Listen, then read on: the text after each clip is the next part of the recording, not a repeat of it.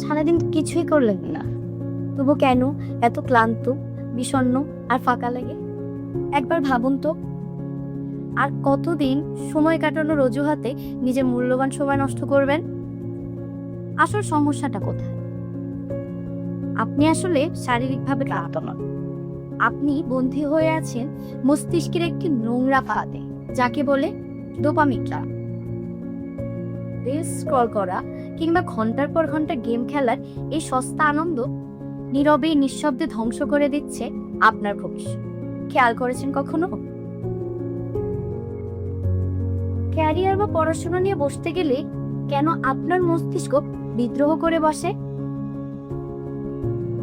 কিভাবে এই সস্তা অভ্যাসের গোলামি থেকে মুক্ত হয়ে নিজের জীবনের নিয়ন্ত্রণ নেবেন নিজের হাতে?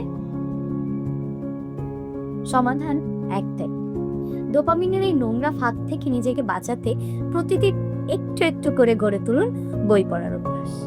এতে বাড়বে আপনার ধৈর্য, সহিষ্ণুতা আর মনোবল।